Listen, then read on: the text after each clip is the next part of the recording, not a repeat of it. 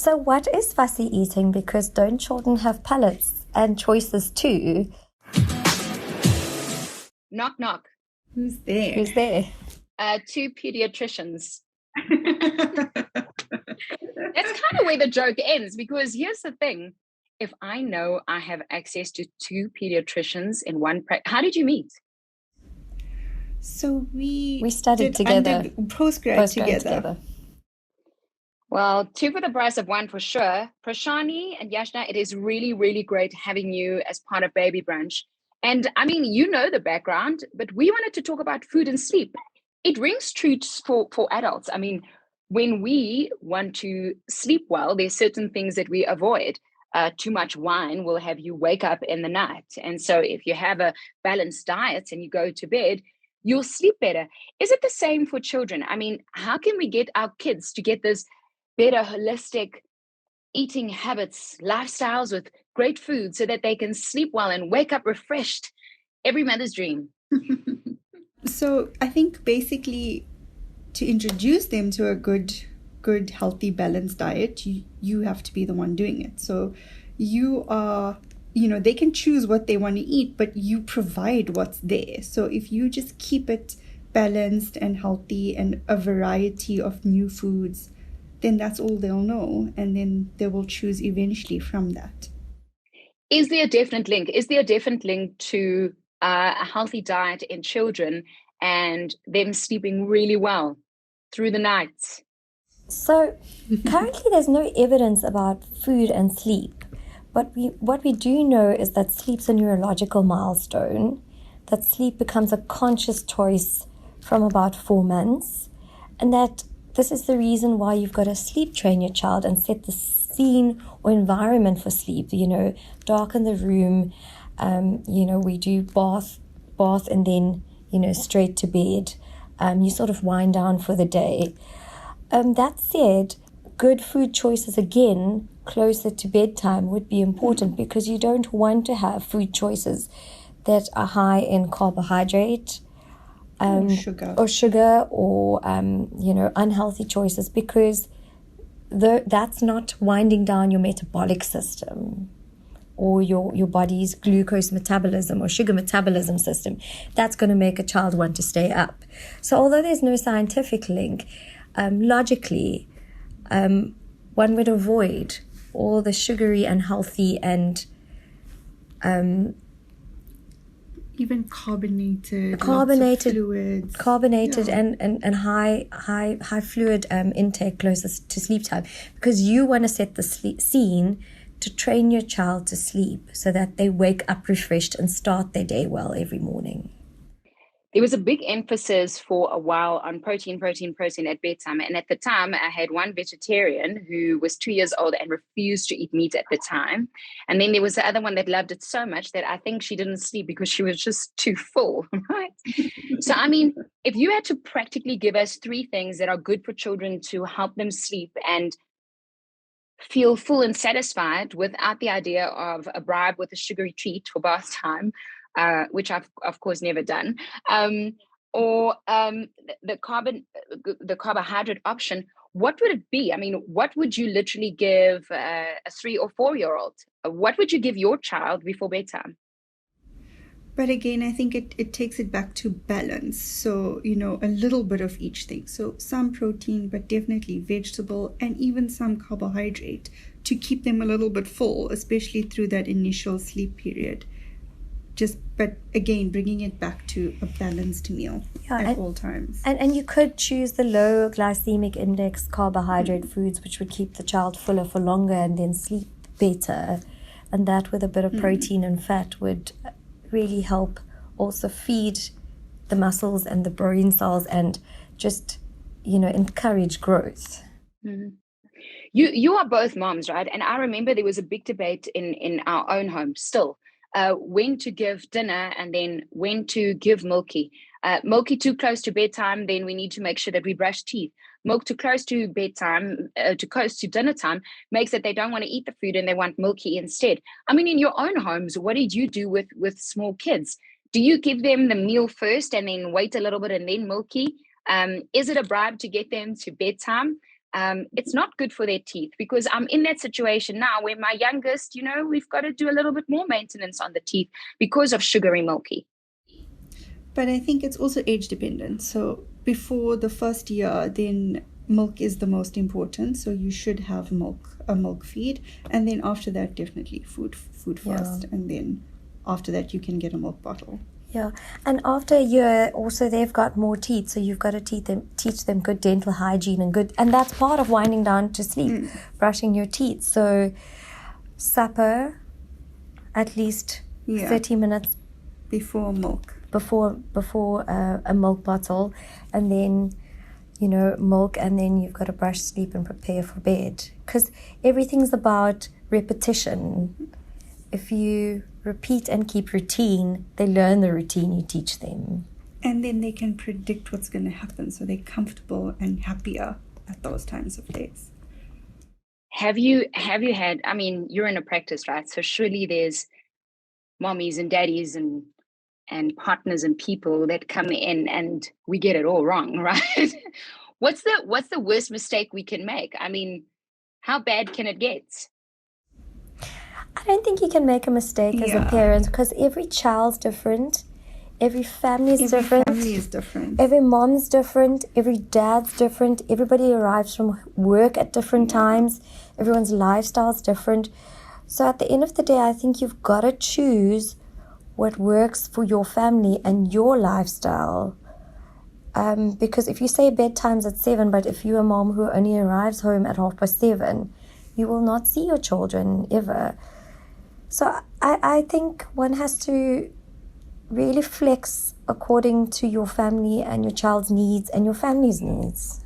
I don't think there's any right or wrong. There's definitely things we try and avoid, but you can keep the routine. Yes. But move the time frame. Yes. So even I think that's the take-home message is try and form some sort of routine. Whatever it is and however it is that suits your family is perfect, as long as there's something that they know what's happening. Some sort of routine. Structure, yeah. I love that. I can use that in my own life. This is like a metaphor for life. Never mind our children and eating and sleeping.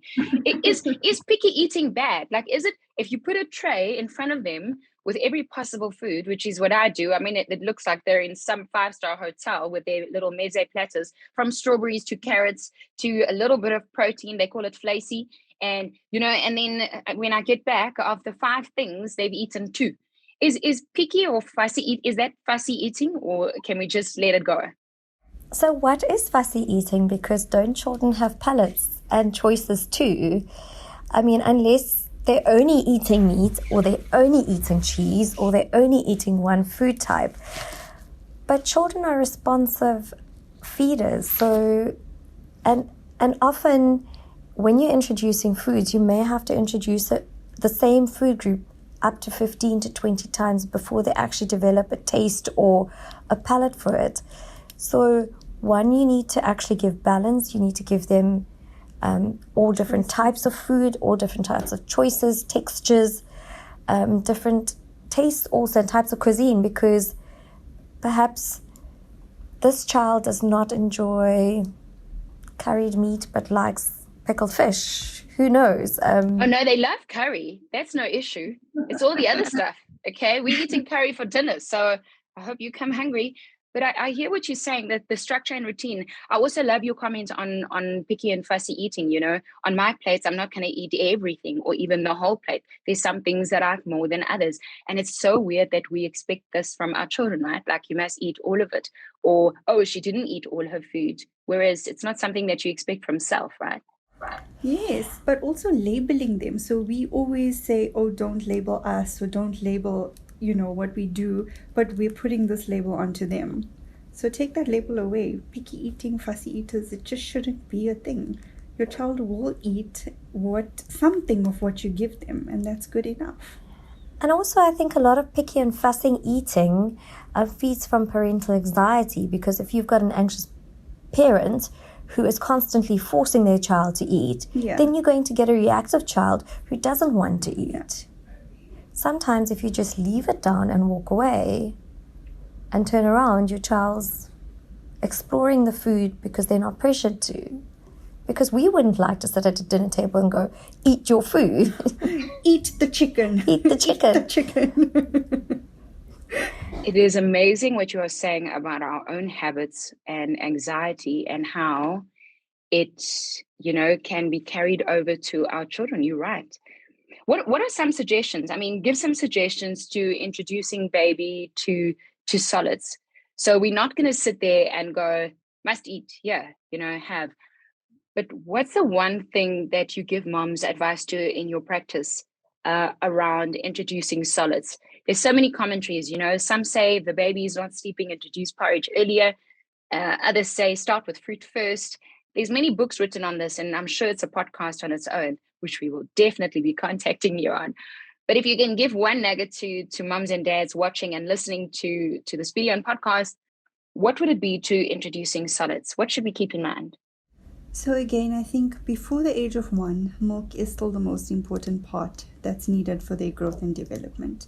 So everything that you're going to do with solids from there is basically for fun, to introduce them to textures, color, taste, smell. And that's it. It's an introduction to solids.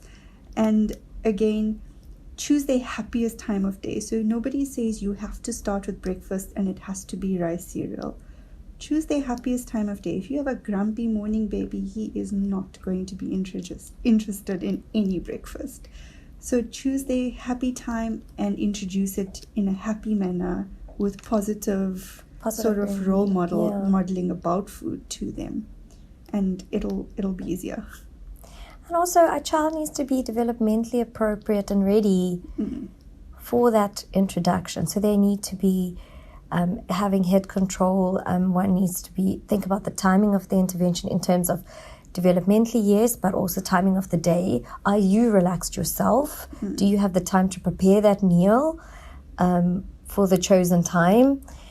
And that when you're introducing solids again, a child may not tolerate a food group on the first exposure, perhaps not on the second and the third, and you just go on persevering because you are palate training. The other thing is that you need to use the window of opportunity between 4 and 7 months to actually introduce all the allergenic food groups, because there's evidence that shows that researchers show that you are less likely to develop long-term food allergies if you use this window of opportunity to introduce the allergens. And if an allergen is actually tolerated, for example, if you've introduced some peanut butter or some egg and your child has no reaction to it, you should continue then to add it to their diet on a recurring basis. See, by the means and the way that you explain this, I can tell both your passions. So Dr. Yajna, she's pediatrics, child health, and definitely neurodevelopment. So you can see that she's talking about our brains and our feelings. And Dr. Prashani, she is a pediatrician, passionate about parents and children. I think they're both just passionate about life and our children. And I want to thank you so much for being part of Baby Brunch today. But this wouldn't be a video or podcast if I didn't give you just one curveball, just one, okay? So I found an article online from a really credible news platform, and it says children who have become fussy eaters could be displaying a post-COVID smell and taste disorder. Children who have become fussy eaters could be displaying a post-COVID smell and taste disorder. Is this true or not? They say that the symptom where we experience no smell or distortions in adults, they reckon that it could occur in our children as well. Is this true? Not research-based that we've seen.